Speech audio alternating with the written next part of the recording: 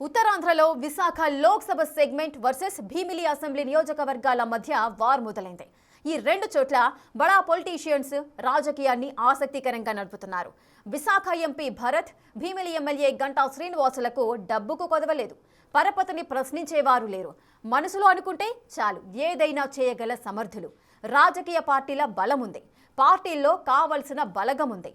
చెప్పిన పని క్షణాల్లో చేసే అనుచరగణం ఉంది. ఇన్ని ఉన్నా ఆ ఇద్దరు పొలిటీషియన్ల మధ్య రాజకీయం రచ్చ నడుస్తోంది. పైకి నవ్వుకుంటూనే కడుపులో కత్తులు దూస్తున్నారంతా. నువ్వు ఎమ్మెల్యేగా పోటీ చేస్తే నేను ఎంపీగా పోటీ చేయడానికి రెడీ అంటూ మనసులో మాటలను బహిరంగంగానే బయట పెట్టేస్తున్నారు. అసలు వారిద్దరి మధ్య ఆధిపత్య పోరుకు కారణమేంటి? విశాఖ జిల్లాలో కీలకమైన నియోజకవర్గం భీమిలి. భీమిలి నియోజకవర్గం పర్యాటక ప్రాంతంగానే కాదు, ఏపీ ఐటీ హబ్ సెంటర్ గా కూడా మారిపోతోంది. అధికారంలో ఏ పార్టీ ఉన్నా ఐటీ డెవలప్మెంట్ విషయంలో విశాఖ వైపే మొగ్గు చూపటంతో ఇప్పుడు అందరి చూపు విశాఖలోని భీమిలి నియోజకవర్గం మీదే పడుతోంది. 2004లో వైఎస్ సీఎం అయిన తరువాత భీమిలి నియోజకవర్గంలోని రిషికొండ ఐఐటీ హిల్స్ ప్రాంతం మొత్తాన్ని ఐటీ సెక్టార్ కోసం డెవలప్ చేశారు. వైఎస్ తరువాత వచ్చిన ప్రభుత్వాలు కొద్దో గొప్పో ఐటీ పరిశ్రమల స్థాపన చేస్తూ వచ్చాయి. 2014లో సీఎం చంద్రబాబు, 2019లో అప్పటి CM Jagan Visakha IT hills ను డెవలప్ చేసి కీలకమైన ఐటీ కంపెనీలు వచ్చేలాగా ప్రయత్నం చేశారు. 2 దశాబ్దాల కాలంలో రిషికొండ ఐటీ హిల్స్ పై ఎన్నో కంపెనీలు తమ కార్యకలాపాలు ప్రారంభించాయి. ఆ క్రమంలో విశాఖ అభివృద్ధిలో భీమిలి నియోజకవర్గం కీలకంగా మారిపోయింది.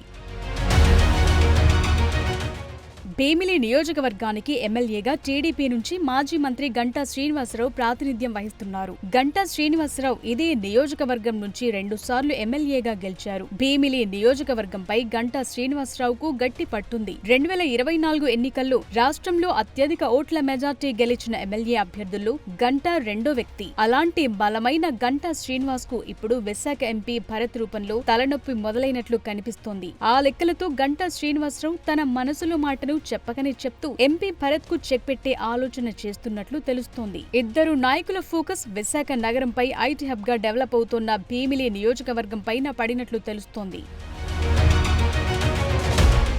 భీమిలి నియోజకవర్గంలో ఐటీ సెక్టార్ డెవలప్మెంట్ కు సంబంధించిన ప్రతిపాదనలు, భూముల గుర్తింపు, ఇన్ఫ్రాస్ట్రక్చర్ డెవలప్మెంట్, ఐటీ కంపెనీల శంకుస్థాపనలు ఇలా ప్రతి నెల ఏదో ఒకటి జరుగుతుండటంతో భీమిలి ఎమ్మెల్యే గంటా శ్రీనివాస్ కు విశాఖ ఎంపీ భరత్ కు మధ్య రాజకీయ రచ్చ మొదలైనట్లు కనిపిస్తోంది. భీమిలి నియోజకవర్గంలో జరుగుతున్న ప్రతి అభివృద్ధి కార్యక్రమంపై, ముఖ్యంగా ఐటీ సెక్టార్ కు సంబంధించి సంస్థల ఏర్పాటులో తన మార్కు చూపించేలా ఎంపీ భరత్ పనిచేస్తూ దూసుకుపోతున్నారు. భీమిలి నియోజకవర్గంలో జరుగుతున్న ఐటీ డెవలప్మెంట్ మొత్తం కేంద్రంతో మాట్లాడి రాష్ట్ర ప్రభుత్వ ఆలోచనతో తన విజయంగా ఎంపీ భరత్ మార్చుకునే ప్రయత్నం చేస్తున్నారని చర్చ నడుస్తోంది. దీంతో ఇద్దరు నాయకులు కడుపులో కత్తులు దూసుకుంటూ పైకి మాత్రం నవ్వుతూ మాట్లాడుకునే ప్రయత్నం చేస్తున్నారట.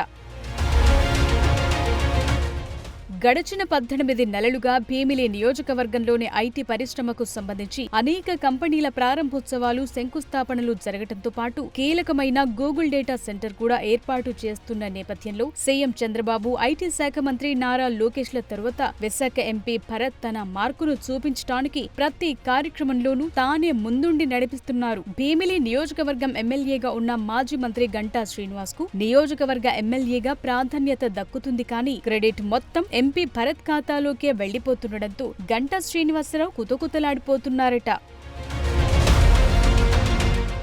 విశాఖ ఎంపీ భరత్ స్వయంగా నందమూరి బాలకృష్ణకు చిన్నల్లుడు. ఆయన సీఎం చంద్రబాబు సొంత బంధువు కావటం, మంత్రి నారా లోకేష్ స్వయాన తోడల్లుడు కావటంతో విశాఖ జిల్లాకు అనధికారిక మంత్రిగా వ్యవహరిస్తున్నారు. రాష్ట్రంలో అన్ని జిల్లాలకు దాదాపు మంత్రి పదవులు ఉన్నా ఏపీ ఆర్థిక రాజధానిగా ఉన్న విశాఖకు మాత్రం మంత్రి పదవి లేకపోవటం వెనుక ఎంపీ భరత్ కారణం అనే ప్రచారం కూడా ఉంది. విశాఖ నగరానికి ఎంపీ భరత్ కీలకమైన వ్యక్తిగా వ్యవహరించాలని ఆలోచనతో విశాఖ జిల్లాకు టీడీపీ మంత్రిని లేకుండా చేసిందని ఒక వర్గం అంటోంది. మరోపక్క మాజీ మంత్రి భీమిలి ఎమ్మెల్యే గంటా శ్రీనివాసరావు కూడా కూటమి ప్రభుత్వంలో కీలకమైన వ్యక్తిగా ఉన్నారు. చంద్రబాబుకు అత్యంత నమ్మకమైన మంత్రి నారాయణకు గంటా వియ్యంకుడు. ఆ క్రమంలో గంటా శ్రీనివాసరావు కూడా తన ఆధిపత్యాన్ని చెలాయించే ప్రయత్నం చేస్తున్నారని ప్రచారం ఉంది. దానికి తోడు గంటా శ్రీనివాస్ కూడా గత 25 ఏళ్లుగా విశాఖ రాజకీయాల్లో తనకంటూ ఓ మార్క్ ని సెట్ చేసుకుని సీనియర్ గా చెలామణి అవుతున్నారు. దీంతో సీనియర్, జూనియర్ అనే రాజకీయ చర్చ కూడా నడుస్తోంది. భీమిలి నియోజకవర్గానికి ఐటీ రూపంలో అధిక ప్రాధాన్యత పెరగటం, ఎంపీ భరత్ తన లోక్సభ సెగ్మెంట్ పరిధిలో ఉన్న 7 ఎమ్మెల్యే నియోజకవర్గాల్లో భీమిలికే ఎక్కువ ప్రాధాన్యత దక్కుతుండటంతో 2029 ఎన్నికల్లో భీమిలి నియోజకవర్గం నుంచి ఎంపీ భరత్ పోటీ చేస్తారనే ప్రచారం జరుగుతోంది. భీమిలి ఎమ్మెల్యేగా ప్రస్తుత విశాఖ ఎంపీ భరత్ పోటీ చేస్తే తాను భీమిలి నియోజకవర్గాన్ని ఆయనకు ఇవ్వటానికి ఎలాంటి అభ్యంతరం లేదు అని చెప్తూనే గంటా శ్రీనివాస్ తనకు విశాఖ ఎంపీగా పోటీ చేసే ఆలోచన ఉందని మనసులో మాటను బయటపెట్టారు. దీంతో ఇద్దరు నాయకుల మధ్య ఉన్న కనిపించని విభేదాలు ఒక్కసారిగా బయటపడ్డాయి. భీమిలి ఎమ్మెల్యేగా ప్రాతినిధ్యం వహిస్తున్న తన నియోజకవర్గంపై ఎంపీ భరత్ ఆధిపత్యాన్ని అంగీకరించలేని గంటా శ్రీనివాస్ విశాఖ ఎంపీగా పోటీ చేయాలనే ఆలోచనకొచ్చినట్లు కనిపిస్తోంది. దీనికి తోడు నియోజకవర్గాల పునర్విభజన జరిగితే భీమిలి నియోజకవర్గం 2 నియోజకవర్గాలుగా ఏర్పడే అవకాశముంటుంది. దీంతో ఒక స్థానం నుండి తన రాజకీయ వారసుడిగా కొడుకు రవితేజను బరిలోకి దింపి విశాఖ ఎంపీగా గంటా శ్రీనివాస్ బరిలో దిగాలనే ఆలోచనలో ఉన్నట్లు కనిపిస్తోంది. ఇప్పటికీ రాజకీయంగా గంటా శ్రీనివాస్ ఓటమి లేని నాయకుడిగా పేరుండడంతో విశాఖ ఎంపీగా పోటీ చేసిన తనకి ఓటమి ఉండదనే భావనలో గంటా శ్రీనివాస్ ఉన్నట్లు తెలుస్తోంది. అందుకు తగ్గట్లే భీమిలి నియోజకవర్గంలో అధికార వ్యవహారాలన్నీ గంటా శ్రీనివాస్ కొడుకు రవితేజ చూస్తుండటంతో పాటు గంటా కుటుంబం మొత్తం ఇన్వాల్వ్ అవుతోంది. ఈ నేపథ్యంలో నియోజకవర్గాల పునర్విభజనలో భీమిలి నియోజకవర్గం 2గా విభజించినా తమకు ఓటమి ఉండదని గంటా భావిస్తుండటంతో విశాఖ ఎంపీ భరత్ కు చెక్ పెట్టాలనే నిర్ణయానికొచ్చినట్లు తెలుస్తోంది.